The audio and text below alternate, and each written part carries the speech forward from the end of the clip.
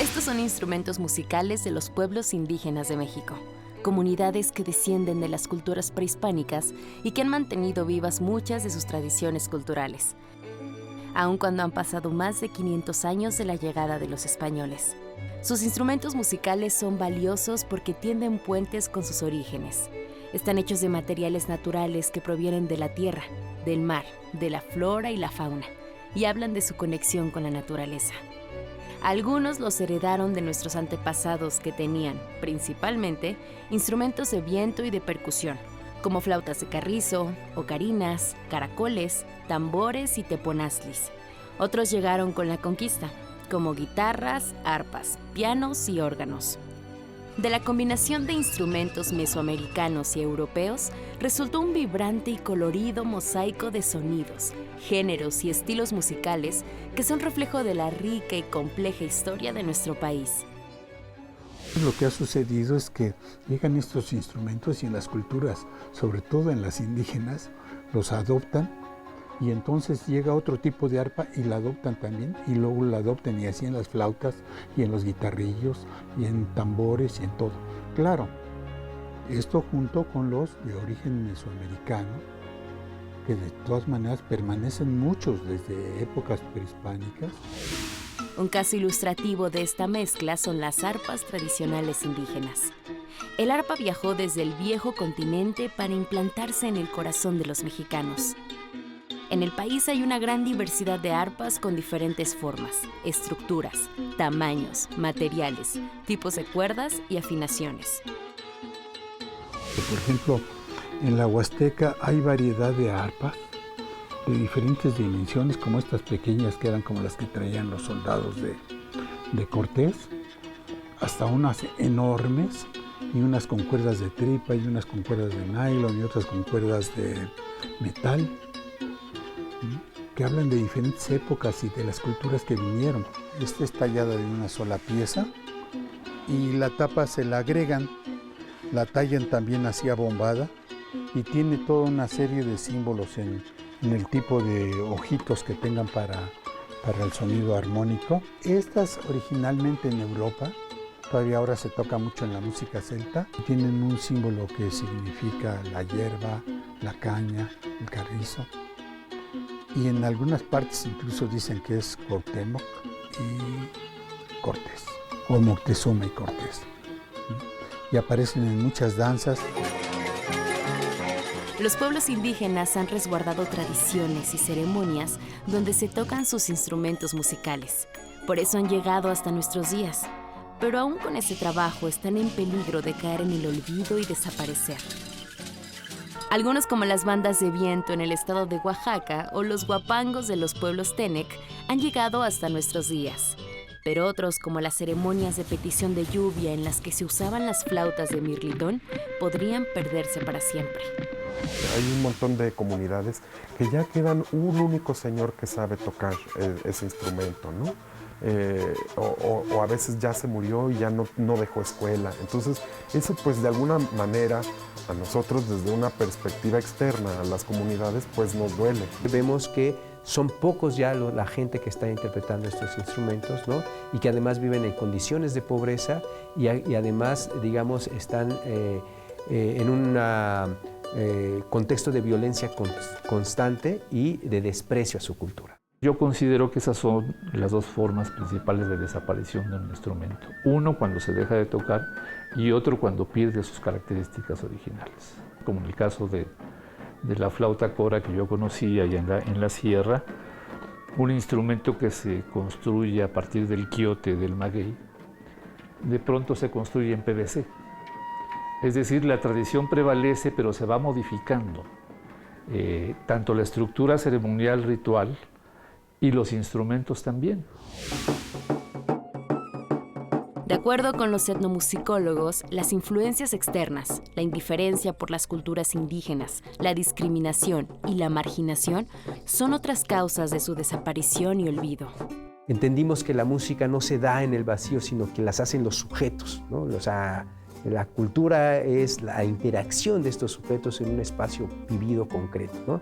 Y si este espacio vivido concreto es despojado, ¿no? Es desarticulado, reorganizado desde una lógica distinta a la propia cultura de quien habita esos territorios, pues obviamente se pone en peligro unas prácticas. Las culturas van cambiando a lo largo del tiempo.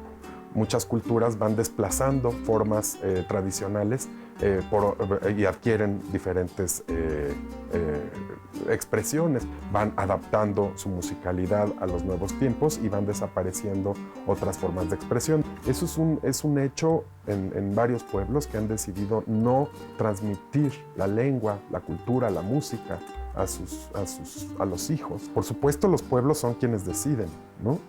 Pero los pueblos siguen siendo sujetos de procesos de discriminación, de marginación, y eso, como sociedad, pues denota que somos insensibles, que no conocemos, o sea, que tenemos una ignorancia fuerte, y que esa ignorancia e insensibilidad hacia otras formas de cultura pues se reflejan en estos procesos de discriminación que finalmente van a causar que los propios pueblos no quieran seguir aprendiendo sus tradiciones.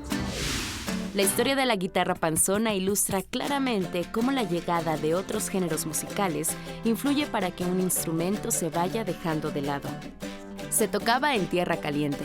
Se empezó a perder a partir de 1930, aunque algunos músicos todavía la tocaban hasta la segunda mitad del siglo XX. De acuerdo con Camilo Camacho, etnomusicólogo de la Fonoteca Nacional, este instrumento se fue perdiendo por la llegada de la energía eléctrica, la radio y la introducción de las orquestas de baile que tocaban danzones, mambo, cha-cha-cha y el bolero. Estos géneros eran incompatibles con la sonoridad de la guitarra panzona. Su nombre lo dice, es una configuración de guitarra, ¿no? Es de la familia de las guitarras, pero presenta varias características bastante interesantes, que son evidencia de su parentesco con incluso guitarras renacentistas, ¿no? Por evidencia misma de ese instrumento, pues seguramente llegaron diferentes modelos aquí durante los primeros años de la colonia. El brazo, ¿no? El diapasón es bastante pequeño a diferencia de las otras, de las guitarras ahora, o ¿no? También vemos que la tapa, ¿no? Se mete, ¿no? hacia el brazo, hacia el diapasón, cosa que también es muy raro. O sea, ahora lo que vemos es el diapasón de la guitarra se mete hacia la tapa, ¿no? Y esto era muy común en esos instrumentos renacentistas, incluso barrocos. La tapa sobresale de las costillas, ¿no? O sea, no está al ras, sino sobresale. Y también la tapa inferior. Tercero, bueno, el ancho de las costillas es bastante significativo. Y luego tenemos una ligera pancita aquí, ¿no? en la tapa inferior. A esta le llaman guitarra panzona por la profundidad de su caja y el sonido. Le dicen también guitarra tambora y le dicen en purépecha tuaurapiti, que sería como guitarra blanca. Chaparrita bien de mi vida, si supieras cuánto te amo, ándale, ándale. Correspóndele a mi amor. Aquí lo que se pierde justamente es una estética, ¿no? De escucha distinta, ¿no? Por ejemplo, ¿no? O sea, ahí es lo que se está transformando es eso. Y segundo, también una forma de concebir, de pensar la música, porque obviamente la guitarra panzona no está solita, sino iba justamente con el conjunto. Entonces ahora la dotación instrumental para tocar la música de rastra, como se le conoce, generalmente es 2 violines, 2 guitarras extras y una tamborita. Hace no mucho se tocaba con 2 violines, guitarra panzona, guitarra séptima y tamborita. Para las comunidades indígenas, la música forma parte de su sistema de creencias y tradiciones, que dan sentido a su vida, a su identidad. Está íntimamente ligada con ceremonias y ritos en los que hay una fuerte conexión con las deidades, la naturaleza y la agricultura. Cada pueblo va manifestando su sentir a través de la música. Esa música muchas veces está en ámbitos profanos y ámbitos sagrados. Tenemos cantos que se entonan para pedir por la enfermedad. cantos para el vómito, cantos para la milpa, cantos para la guerra, ¿no? Pero también tenemos música que se dedica para ofrendar a la tierra. La musicalidad en los pueblos indígenas es un asunto sustantivo para el desarrollo de las fiestas. Las fiestas no solamente como una pachanga, ¿no? Sino como el centro donde se desarrolla y se exponen y se transmiten todas las expresiones del patrimonio cultural de los pueblos. Lo que nos tocó escuchar en Semana Santa fueron estas flautas. Lo interesante es que, como son, yo diría, cientos de flautas tocando al mismo tiempo, y tambores y gritos, pues se estremece uno al escuchar todos estos sonidos juntos. Esta es una flauta que está elaborada con el quiote del maguey, que le sale ya cuando envejece, le sale esta espiga o este tronco, por así decirlo, con flores arriba.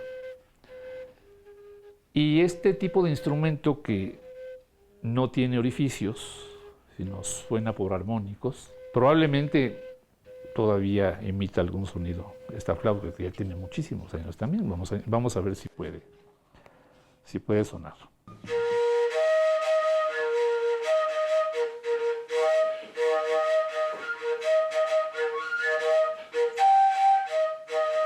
Suena por armónicos, dependiendo de la intensidad del aire. Así como la música es esencial para las fiestas, los instrumentos en sí mismos tienen un significado espiritual profundo. Todo es especial. Cómo se fabrican, los materiales que se usan y qué se hace con ellos cuando ya no se van a tocar más. Son mucho más que simples objetos y reciben un trato especial. De hecho, son tan importantes estos instrumentos que cuando ya piensan que no deben de seguir siendo tocados, los llevan a unas cuevas en donde los depositan como ofrendas y les ponen inciensos y les hacen ritos especiales y son muy respetados, ¿no? La misma concepción del instrumento es distinta, ¿no?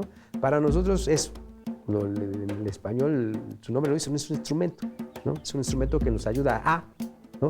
Para muchos de estos pueblos no es esta concepción de algo que ayuda a, ¿no? A resolver o a arreglar, sino es la representación de una deidad, es un dios y por lo tanto ayuda, ¿no? A establecer un orden cósmico. Documentos del periodo colonial temprano, como el Códice Borgia, registran que en la cosmovisión de los pueblos mesoamericanos, la música era un don otorgado por los dioses a los seres humanos, y su función era atraer la atención de las divinidades. Los instrumentos tenían un origen mítico, y el sonido que salía de ellos era concebido como la voz de los dioses. Cuando suena, lo que está sonando es la voz de una deidad, ¿no? Entonces no es lo mismo. Por lo tanto, hay una serie de rituales que están asociados a una danza, una práctica o a la misma construcción del propio instrumento, ¿no? Entonces ahí es cuando nos damos cuenta que si se pierde el instrumento no se está perdiendo algo que, bueno, pues ya se perdió y lo sustituimos, sino se está trastocando toda una cosmovisión, toda una forma de ver y estar en el mundo.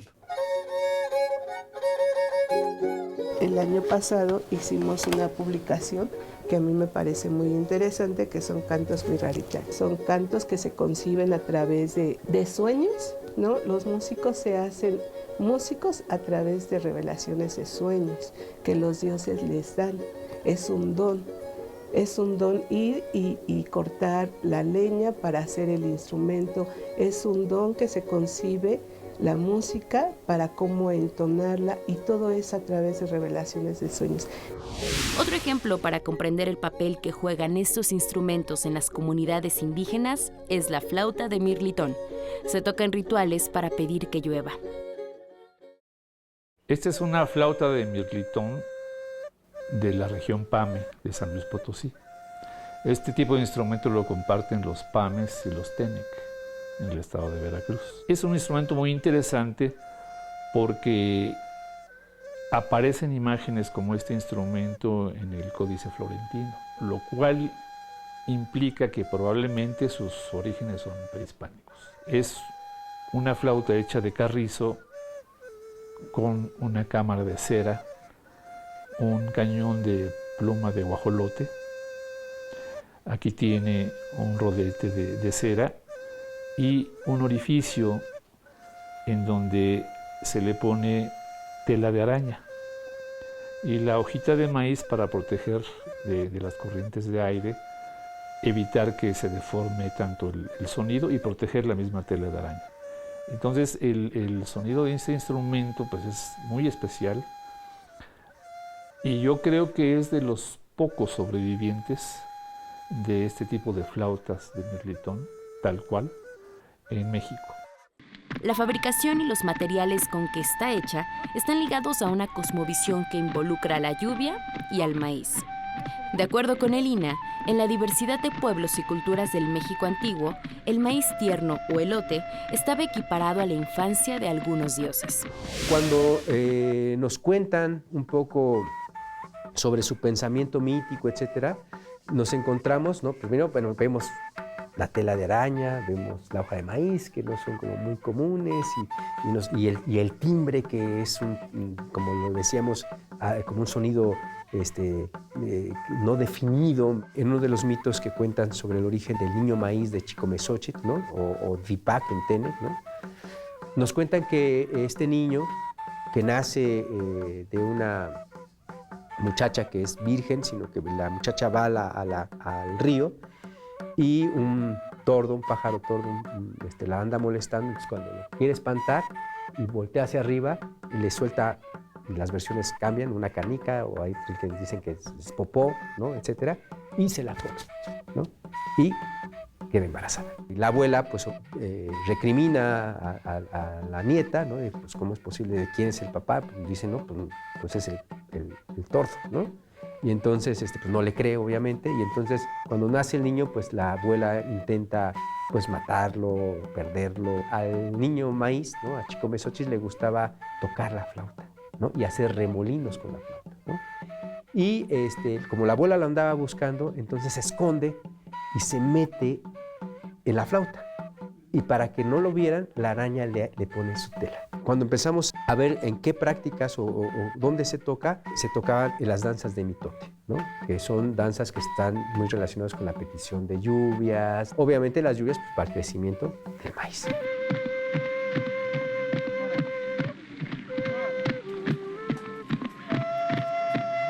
La fonoteca Henrietta Yurchenko del Instituto Nacional de los Pueblos Indígenas en la Ciudad de México tiene una colección de más de 12,000 grabaciones sonoras que incluyen música, narraciones orales, entrevistas, programas de radio, seminarios y paisajes sonoros de los pueblos indígenas. Vamos a escuchar cómo suena la flauta de mirlitón con la melodía El Chapulín, tocada entre los pames. Esta pieza la grabó la radio de San Luis Potosí, Sheant. Desgraciadamente se grabó en estudio, no está en contexto, por eso es que no tiene los elementos, ¿no? que conforma la fiesta natural o el desarrollo de la misma interpretación de la música dentro de la comunidad.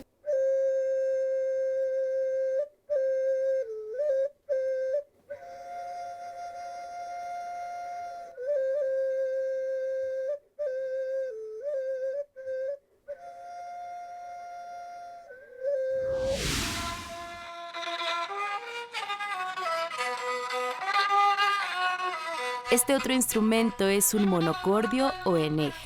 Forma parte de los Comcac, también conocidos como seris, que habitan en 2 comunidades de la costa de Sonora. Hay instrumentos musicales que son muy entrañables, por lo menos para mí, porque los he visto en uso y que no me gustaría que se perdieran, ¿no? Está, por ejemplo, estos monocordios de los Comcac, que se llaman algo así como eneg. Clasificado dentro de las familias de los instrumentos musicales como un monocordio seri. Este instrumento, su particularidad es que es como un rectángulo con una cuerda, por eso se le llama monocordio. Hay melodías que son para el amor, melodías que son para el entorno natural, melodías para algunos animales, ¿no? que hay propios de la cultura Seri en Sonora. El ejemplo que vamos a escuchar es Chapo Barnet con Suene.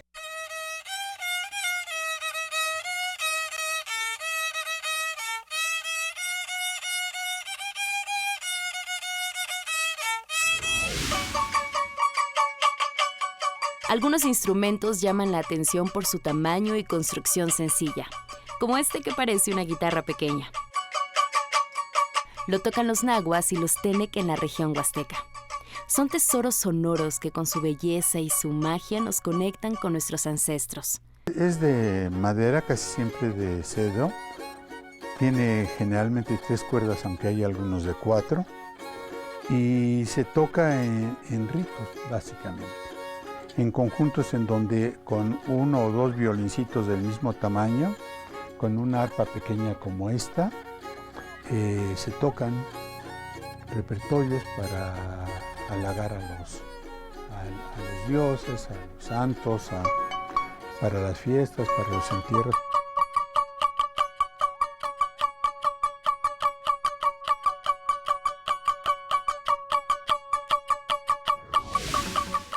Es un fenómeno complejo que parece irremediable. El que desaparezcan instrumentos musicales indígenas significa que se pierde parte de la cultura de estos pueblos. Si desaparecen instrumentos, danzas, canciones y letras, dejaremos que se pierda también parte de la lengua, la identidad y la cohesión de esas comunidades que nutren la pluriculturalidad que nos caracteriza a los mexicanos. Una forma de combatir la pérdida de este patrimonio es mediante su documentación, conservación y difusión. Parte de esta tarea la hacen el Instituto Nacional de los Pueblos Indígenas, la Fonoteca Nacional y el Centro Nacional de Investigación, Documentación e Información Musical del Instituto Nacional de Bellas Artes. Por ejemplo, el INPI guarda una de las colecciones de patrimonio indígena más importantes del mundo. Son 5 fondos de carácter nacional que se han reunido desde 1948 hasta la fecha. Se trata de la Fonoteca Henrietta Yurchenko, la Fototeca Nacho López, el Acervo de Cine y Video Alfonso Muñoz, el Acervo de Arte Indígena y la Biblioteca Juan Rulfo. Estas colecciones tienen un valor incalculable. Incluso integrantes de comunidades indígenas acuden a ellos para rescatar sus memorias y revivir sus prácticas musicales. Yo recuerdo fundamentalmente un grupo de personas indígenas, creo que del estado de Oaxaca, que llegaron a la fonoteca de lo que fue el Instituto Nacional Indigenista y dijeron: venimos a escuchar, sabemos que el INI hizo grabaciones en nuestra comunidad de una danza, pero ya desapareció, pero queremos otra vez hacerla y sabemos que ustedes tienen imágenes y sonidos de esa danza con los instrumentos que se tocaban.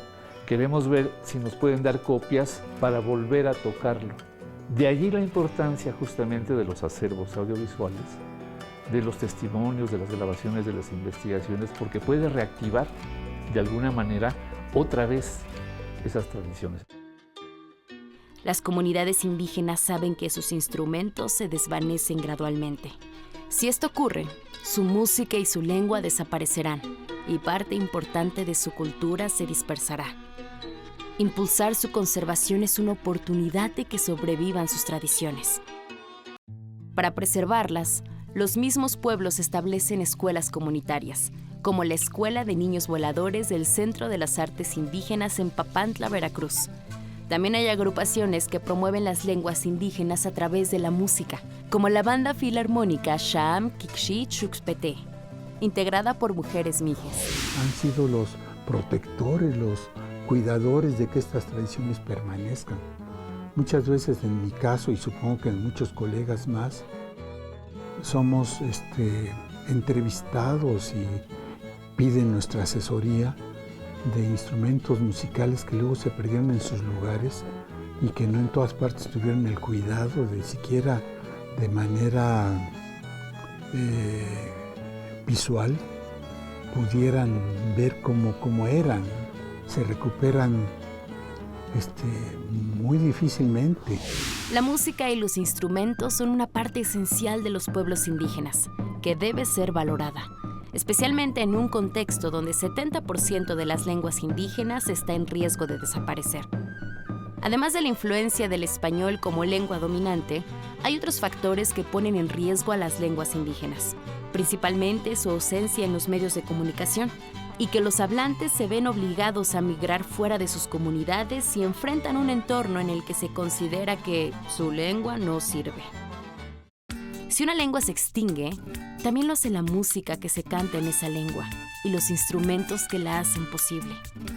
El desafío es que todos los mexicanos, pertenecientes a un pueblo indígena o no, seamos más conscientes de la cultura que está alrededor, para protegerla y mantener viva esa manera de mirar y comprender el mundo a través de los instrumentos y la música.